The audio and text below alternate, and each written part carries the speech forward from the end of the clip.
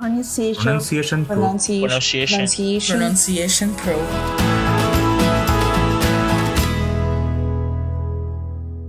Hello and welcome again to the Pronunciation Pro podcast. I'm so glad you're here and spending this time with me.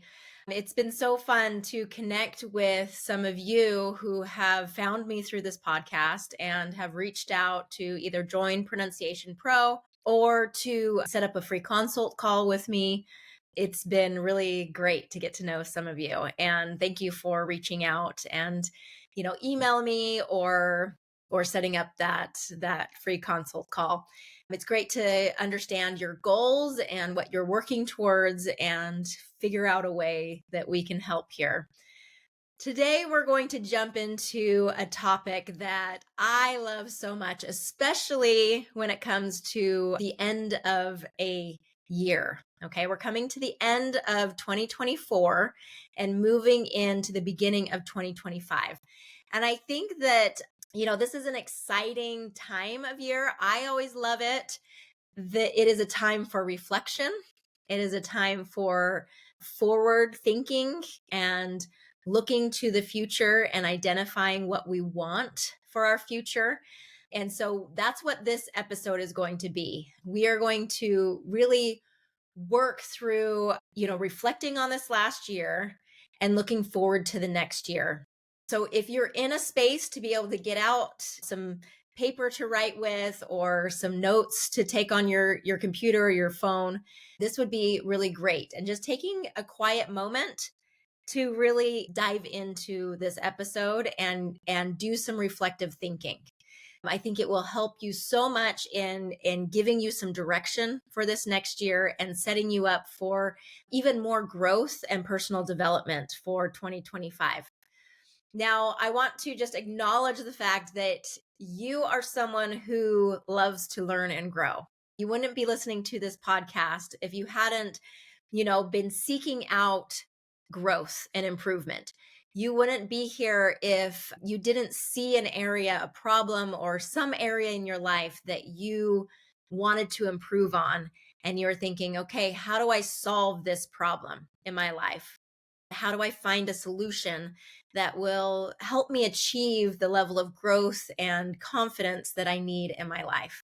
Okay, so I know that you are dedicated to growth and personal development. That's something that's really characteristic of anyone who follows me and is part of the Pronunciation Pro community. I welcome you to that Pronunciation Pro community right now as you're listening. So in this episode, we are going to go through 5 areas of personal development and identify key areas that we can grow and improve in each one of those. I have some reflection questions. I have some focus questions. So this will be a really productive time here in this podcast. So definitely take notes, take some time to reflect on it as we go through this. So we're going to reflect on 2024. Okay, we're going to cultivate some gratitude, get ourselves in a space of abundance. And then we're going to set a clear and actionable plan for 2025. Okay, first of all, I invite you to list your accomplishments from 2024. Okay, this can be big, this can be small, whatever you feel proud of as you look back in 2024. Okay, this is something that for a lot of my students is really hard to do, kind of giving that acknowledgement, that pat on the back of like, hey, I did this thing and I'm really proud of myself. For many of us who are committed to growth and improvement, it usually is focused on what we're not doing well. And what I want you to get better at is being able to say, okay, this is an area that I am doing well, that I have done well, and give some time to celebrate that.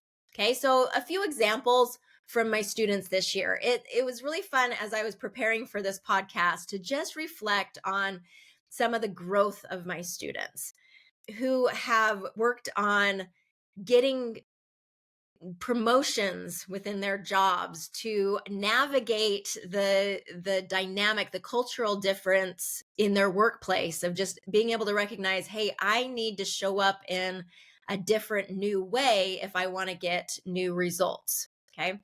I've had students engaging more in conversation. So they're practicing more, they're connecting more. There's been massive shifts in mindset to build confidence. It's really so fun to me. And I focus a lot more in our one-to-one trainings on the mindset work and building that confident mindset. We have Lori, who is really focused on helping with the pronunciation and accent piece of our training within Pronunciation Pro. But within that, we also have confidence training. And that's where I tend to focus my one-on-one trainings and group trainings and things like that, is more on this confidence. And it's been so interesting, especially working one-on-one with students, how at the beginning they come saying, I'm just not confident. I feel very weak in this area. I'm not excelling. I'm not who I want to be. And I'm not showing up the way I want to be. Versus like as we move forward and go through the mindset training and really talk through the limiting beliefs that they have and things like that, the shift then towards the end of our trainings together is I feel so much more confident. I'm speaking up more. I know that when I go into certain situations that I'm going to be able to show up as my best self. That contrast is everything. And it's so fun to see the light in our students' eyes as they're doing this. I had one teacher that I was working with. She was working in the school setting, and she was not wanting to stand out. She wanted to kind of blend in as much as possible. She was the only person of color in her school. And it wasn't that other teachers were commenting about her, the way that she spoke. It was just her criticism of herself and her judging herself that she needs to blend in more, that she needs to not stand out so much.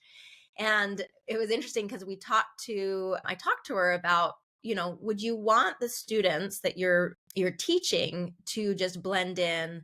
Do you want them to be just like everyone else? Or do you want them to share their authentic self? And she was like, well, of course I want them to share their authentic self. Of course I want them to feel like they belong and still be able to be themselves and still feel good about who they are and where they came from and all that stuff. And so I'm like, you're being that example to them. You are showing them what that looks like to be confident in who you are, the way you sound, having a different perspective, a different background. You are the example to these kids of how to show up authentically as yourself. So the more you're trying to just become neutral or become just like everyone else, you're teaching the wrong message for them. And, it really shifted her mindset to be able to walk in and be like, to move into her professional role with more confidence, saying, this is who I am. This is how I'm different and how I'm special. And I want others to clearly understand me. And so we're going to work on that pronunciation piece, but I don't feel like I have to fit in or be like everyone else to belong in this setting. So huge shift in thinking, and the difference in the confidence that happened because of that was significant. So I want you to really think for yourself, like, what is it that you have accomplished this year as it relates especially to your spoken English? Have you grown in your vocabulary and your grammar? Have you taken more opportunities to speak up? Have you joined programs to really deliberately practice the skills that you need? If not, then that will be an area that we can kind of talk about here later on in this episode of specific goals that you can set. And even if you have been working on that, we can keep leveling up to the next level in that growth and development. Okay. So first, I want us to practice gratitude. Now let's talk about gratitude for a minute, because gratitude is a very, very powerful force, especially mindset force, to help us get into a more abundant mentality, that there's more than enough, that you are more than enough, and that your English is more than enough. Okay. When you get into this expansive, more abundant mentality, it enhances creativity. So it helps you become more open-minded and creative. And that's what we want when we're setting goals. Okay. We don't want to come from a scarcity mentality where we're thinking, oh, I'm the worst. I haven't grown a lot. I haven't done what I intended to do this year. And you're not seeing the actual growth that you have had. And you're thinking in a terms of like putting on blinders. So there's this concept with like riding horses where there's blinders that are put on the side of horses' eyes to keep them focused moving forward. Okay. So when we have these blinders on, we can't see like the peripheral of around us. We can't see like the things around us. We just see like the very specific thing in front of us.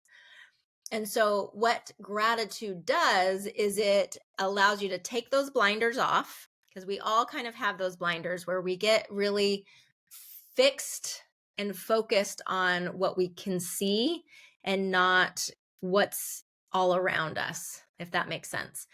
We have a limited perspective, or we're not seeing the full truth of what is.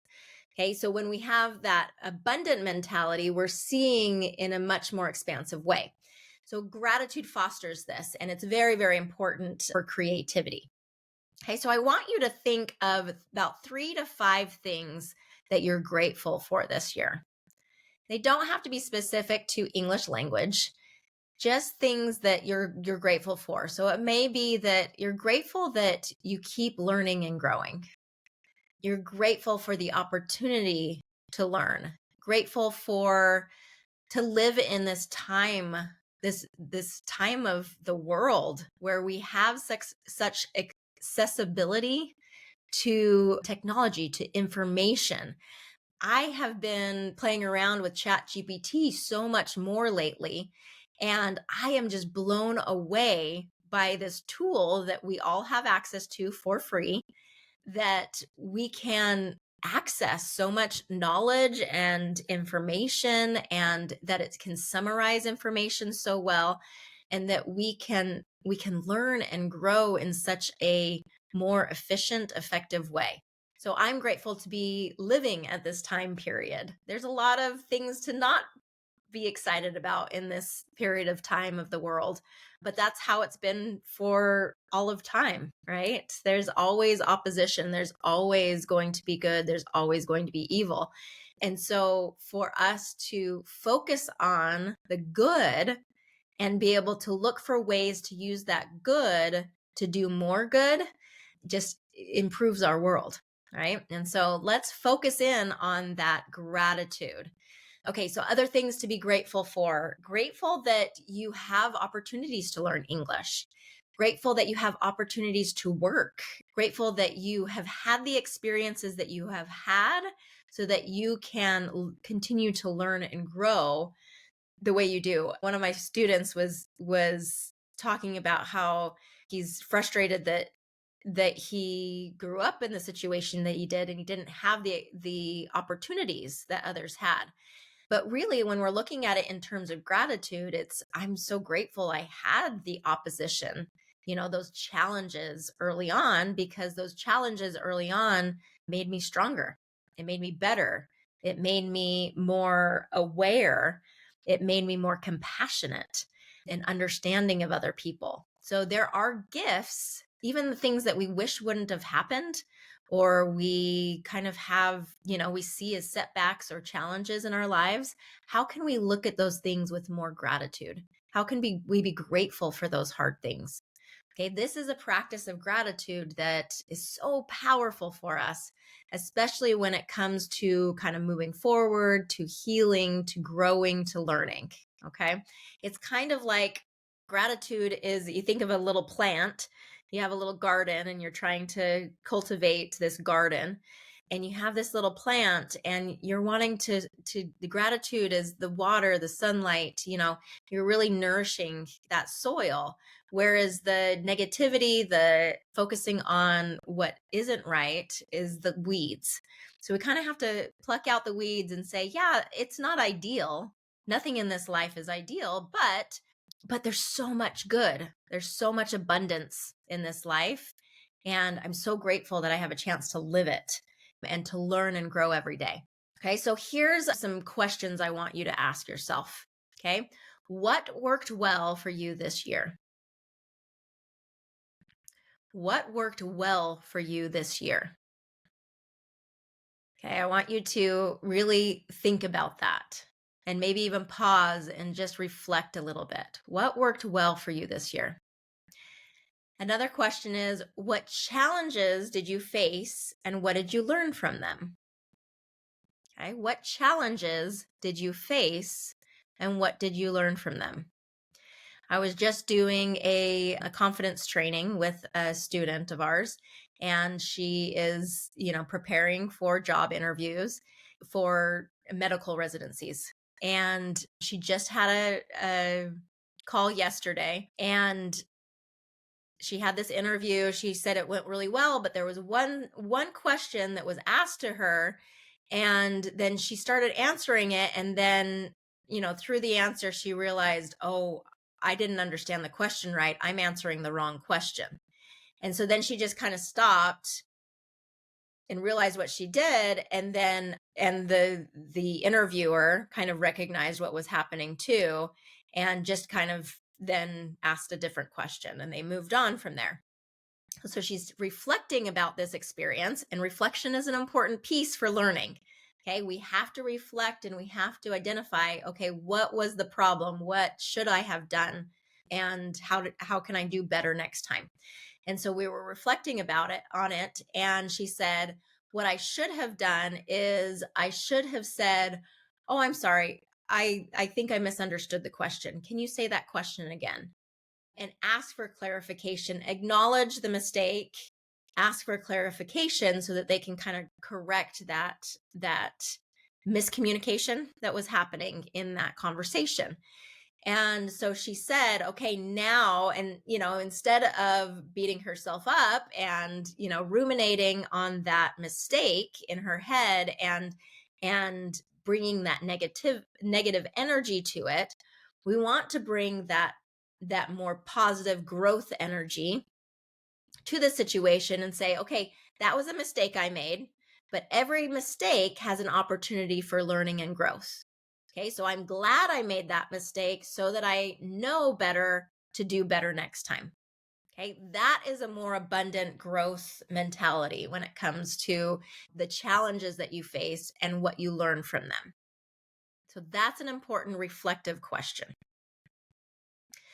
Okay, let's kind of start moving into what we envision for 2025. So after we have acknowledged the growth, acknowledged the good things from 2024, we've expressed gratitude for it.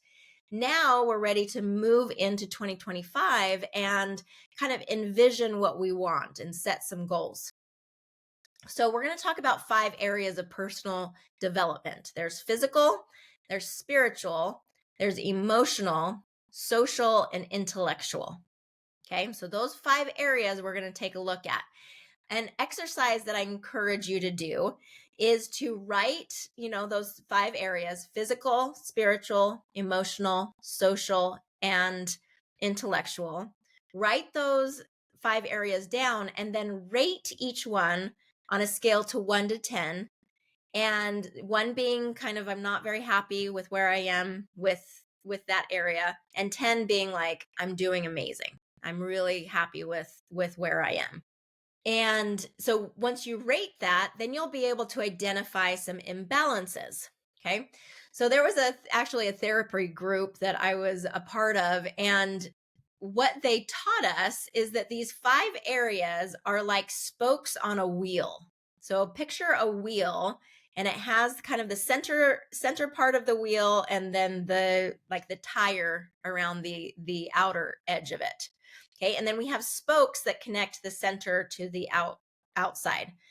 Okay, so when you have these spokes, those are the 5 spokes: physical, spiritual, emotional, social. Okay, so we have these 5 spokes. And the more we strengthen that spoke, it can be like a really thin one, or it's just not there very well. We're going to kind of get an imbalanced wheel. Okay, so to balance the wheel out, we need more of these spokes. We need more of habits that we can put in place to strengthen that wheel or the balance of that wheel. Okay, so say you're doing really well, intellectually, but physically you're out of shape, you're not eating well, things like that. That's going to affect spiritual, emotional, social, like it's going to affect a lot of these areas. And so you're going to be out of balance. And so what we want to do is identify these areas and say, okay, how can I strengthen and get kind of move from closer to 1 to 10 in all of these different areas. So setting a goal with each one of these areas is a great idea in just kind of moving yourself forward in life and feeling like, okay, I'm creating some balance. Or if you have like an 8, 9, or 10 in one area, you're like, great, I'm doing very well in that area. And say, 4 of those areas you're doing quite well, but then there's one of them that's pretty weak. Then we want to focus in on that area. So how does English improvement kind of fit into this? Okay. So English communication impacts these 3 areas the most from what I've seen. Okay. So emotional development, being able to express yourself clearly, to feel heard, to feel seen, to feel understood is a very emotional experience. It's an emotional need that we have. So when you don't have clear English communication and you're needing to communicate in English, you're needing to function in English, it absolutely affects you emotionally. So English communication will affect you emotionally, your social relationships. It affects the building meaningful connection with other people. Kind of that communication is our mode of connection. So we want to be able to develop that English communication for social relationships. And then the third part, intellectual growth. As you improve on that English communication, more opportunities come, you access greater learning opportunities, you access greater job opportunities for that intellectual growth. It in and of itself is intellectually stimulating, its growth. And so that's how that English communication kind of impacts these 3 areas. So let's kind of think through, let's do some kind of visualization. Okay, visualization is incredibly important. I actually really love the story of Michael Phelps. He is an Olympic swimmer and he broke all sorts of records with Olympic swimming. There was one race that he had where, and this was in the Olympics, where he jumped into the pool, his goggles kind of came loose a little bit and they filled up with water. Okay, so he had to do this race completely blind. All right. And so he went ahead and finished the race and he got done with it, looked up at the clock, realized it was a personal record for him. So not only did he do it blind, but he did it the fastest he's ever done it in the Olympics. Okay. So how did he do this? And they were asking him, how is that even possible? And he said, I have visualized that race hundreds of thousands of times. He would go through it over and over and over again. Each stroke, each lap, each breath, he visualized that completely and totally. And so he knew he knew what was required for him to be able to do well. He knew exactly what he was going to do, and he could do it with his eyes closed. So much so that he could do it with his eyes closed. So visualization is incredibly important. Another way that visualization is important is it directs our energy towards what we desire most. And I don't know, on a spiritual level, that is faith, right? That is faith. It's believing in something that we haven't seen yet that we believe to be true. Okay, that's faith. Okay, we have to have faith in a future that hasn't been realized yet, but we can visualize it. And I'm a big believer that we create things spiritually before we create things physically. Okay, we have to have an idea. We have to have a concept of what we really want in our lives before we can actually like create it. In order to be able to realize something, we have to have a blueprint of it. We have to have a visualization of it. We have to create it in our minds before we can actually move forward and make it happen. And so, what I want you to do is, I want you to imagine your ideal life in 2025. Okay, consider all of the areas of the wheel that we talked about. We have physical, we have spiritual, we have emotional, and that emotional development, social, like our relationships with other people, and intellectual. Okay, consider all of the different areas of the wheel and how you imagine your life, your ideal life in 2025. Now you've probably heard that, shoot for the moon and you'll end up in the stars. Okay? It's like, okay, what would absolutely the ideal mean for you? And a lot of times we have fear of even hoping for something that we feel like is out of reach. Okay? It's almost like we don't want to be disappointed. We don't want to be let down if we don't achieve it. And we have to rewire that thinking of, it's not about being perfect in this goal. It's about reaching for something that's beyond where we think we can be. Okay, if we just play it safe, we're just going to get incremental improvements. But if we really can get into that mentality of like, what does my ideal life look like in 2025? What do I really want to see for myself? Then it opens your mind up to imagine what could be. What could you be in your wildest dreams? What would it be? Okay. So now we have to get kind of realistic and say, okay, but where are you now versus where you'd like to be? Okay. So that is the gap where you set the goals. Okay. When I'm analyzing accent and pronunciation, what we do is we do a full accent assessment where we get a recording of our students and we identify and kind of where they are now. And so we analyze where they are now and identify the error patterns, the weaknesses, the strengths. We really kind of break it down and say, this is where you are now in your spoken English. And then we talk about, where do they want to be? What is it that you really want to accomplish with your spoken English? Do you want to sound exactly like a native speaker? Or do you just want to be confident? Do you want to be clearly understood? Do you want to be confident? Do you want for your English to be good enough to be able to lead meetings without fear, without any kind of insecurity? Okay, where do you want to be? And so then we take, okay, where are they at now? Where do they want to be? And then it's like, okay, let's identify the path that gets you from here to there. Okay. And that's where goal setting sets in. So let's kind of move into goal setting. I love this focusing question when it comes to goal setting, and it's inspired by the book, The One Thing. And I'm trying to remember, Gary Keller, I think, is the author, and Jay something. But The One Thing, they have this focusing question that says, what's the one thing that I can do? And you can identify a specific area. So in my physical health, such that by doing it, everything else will be easier or unnecessary. Okay, what's the one thing that I can do in my English communication skills, such that by doing it, everything else will be easier or unnecessary?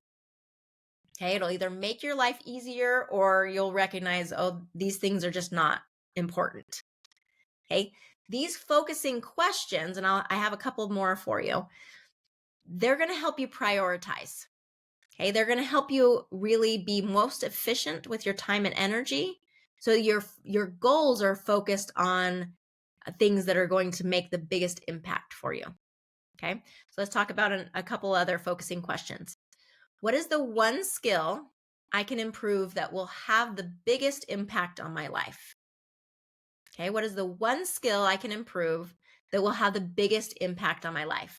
And this is typically like why people find me and start working with us at Pronunciation Pro, is because they identify that improving their English and specifically their spoken English, because a lot of our students are really good at reading and writing and listening, but it's the spoken English that is the challenge. So, what's the one skill, speaking English, that I can improve that will have the biggest impact on my life? Okay.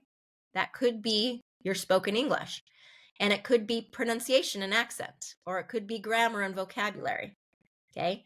But overall, it could be your English communication skills. And another focusing question, if I could only achieve one goal this year, what would it be? Okay. And going along our lines with the English communication, if you could speak clear, confident, and connected English, what would that mean for you this year? Okay. And really getting clear on that is like, is that the most important thing for you to put your time and energy towards? If so, then let's really focus in on that. Okay. Now, defining priorities and understanding, okay, what is the most important thing really has to be led by your values. Okay. What do you value most? Is it your relationships, your family? Is what you are needing most is to provide well for your family? Is that, and that really is a strong positive value, right? It's that if you are responsible for taking care of the needs, the physical needs of your family, to feed them, to clothe them, to have a roof over their head, that is an important area to really work hard on so that you can do that the best way possible. What values do you have? A lot of times our students, they just value personal development. They like to grow and improve, and they want to be better at things year by year. And so the area they want to improve most is that English communication. Okay. If connection is a high value for you, I want to be able to have relationships with native English speakers. I want to have relationships with other people. But really what I'm doing is I'm not speaking up. I'm holding back. I'm being shy and not speaking up. And that's creating disconnection. Okay. So that I value connection. And so working on that spoken English is going to allow me to have that connection stronger. Now, narrowing these goals down, we want to get really specific about clear goals. And let's just talk about related to English improvement. Okay, improving your English. I like to boil it down to clarity, confidence, and connection. Okay, so when it comes to your spoken English, we want to make sure, first, we need to be clear. We want to be clear in the way that you're speaking. So, a goal for this would be going through the Pronunciation Pro program, or focusing on the sounds or the areas of rhythm or intonation that you are currently doing incorrectly that you need to improve on.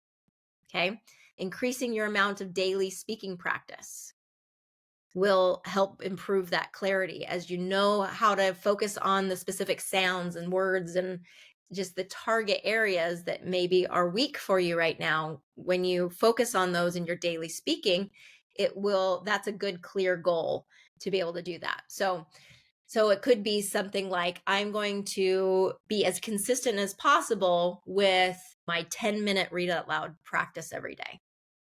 Okay, that's an area that's going to improve the clarity. Now, confidence, right? Feeling confident, you could, on a piece of paper, and I encourage you to do this, is from a scale to 1 to 10. How confident do you feel speaking English? Okay, 1 to 10. How confident do you feel? And in my program, I have our students take an assessment. Before they start the program, they rate themselves on their confidence between 1 and 10. And then afterwards, they rate themselves. And it's really interesting because most people are like a 4 or 5. Like, I see nobody really says 1 or 2, but a lot of people are saying, like, I'm a 4 or 5. And then by the end, it's like, oh, I'm like, rarely does someone say I'm a perfect 10, but like 8 or 9. I'm really 8 or 9, because there's always room for improvement. And most of our students are always reaching to the next level. And so an 8 or 9 to me is kind of exactly where they need to be, because that means that they are feeling great, but they also want to keep growing. Okay, the other area to kind of set goals in when it comes to your spoken English is connection. If you're wanting more connection with other people and you need to build that network, that can be very much done. And that's kind of like a social goal, right? Is kind of creating more connection.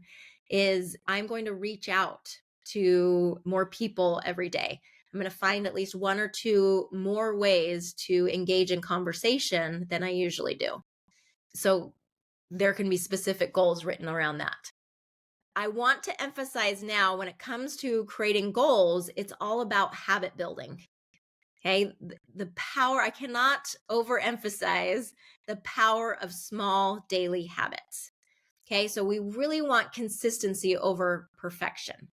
It's progress over perfection. We want just as much consistency as we can. So just small daily habits like reading out loud for at least 2 minutes every day. Okay, that is a small daily habit that builds over time and creates incredible results. All right, there needs to be a system in place to track these daily habits. So a journal and a habit tracking app, some way to kind of get immediate rewards or to go from a place of identity change. So in Pronunciation Pro, we always start off the new year reading Atomic Habits. So you could start reading that book, Atomic Habits, read it out loud, even better, start reading, for 5-10 minutes out loud. And so you can focus on your pronunciation, or listening to the audio kind of helps you be able to hear a native speaker and be able to feel that rhythm and get that pronunciation in your brain. Okay. They talk about kind of having habit trackers and immediate rewards and focusing on your identity of like, I am someone who practices every day, or I am someone committed to improving, right? Or community support, having a community that supports you, such as Pronunciation Pro, where we have this community where we come together and we practice together. Okay. Those are some ideas of creating a system around these new goals that you're setting. All right. Okay, I've been kind of jabbering on here a lot today about this concept of, reflection and goal setting so that we can have a clear vision of what's to come. Okay, so take some time to reflect, take some time to practice that gratitude, take some time to really answer those focusing questions. What is the most important thing that you can do this year that will give you the best return? Identify those 5 areas and, rank them 1 to 10 and figure out, okay, which areas do I need to focus the most on this year? I want you to share your goals, share your goals with us in any of the chat box or any of the discussions here in this podcast or on our socials or in the Pronunciation Pro program. We would love to hear what your goals are for this year. Within Pronunciation Pro, we have a lot of resources. We have a lot that we have to support our students and help them align with their goals. So like I've already mentioned, Atomic Habit, we have the Atomic Habit book club meeting that's happening at the end of January for all of the members of Pronunciation Pro. So start reading that book. And, if you're not already a member of Pronunciation Pro, come join us and join in on that book club. We have the Lead with Confidence Masterclass. Okay, this is a leadership communication masterclass that's going to focus on leading meetings and giving presentations effectively, on powerful vocabulary, really assert, strong, powerful vocabulary in English and phrases to use and things like that. We're going to be practicing leadership communication skills, and we're going to practice mindset around leadership. So many of our students are just natural leaders, or they've had leadership experience in their native language, but they need to be able to do it in English. And so our focus is to really help you really tap into and be able to pull out that leader that's within you and be able to do that in English. Okay. We have private lessons with our trainers. We have group lessons with our community at Pronunciation Pro that are led by our certified trainers. We have so much to support you in this process. So if you're not already on our mailing list, please join. Come visit pronunciationpro.com and let's get let's get communicating. Let's get connecting so that we can support you if your goals this year really truly are directed in your growth for your spoken English. Okay, 2025 is your year for growth. Together, we are going to make it happen. All right, we'll see you next time. Happy New Year. Pronunciation Pronunciation Pro. Pronunciation Pro.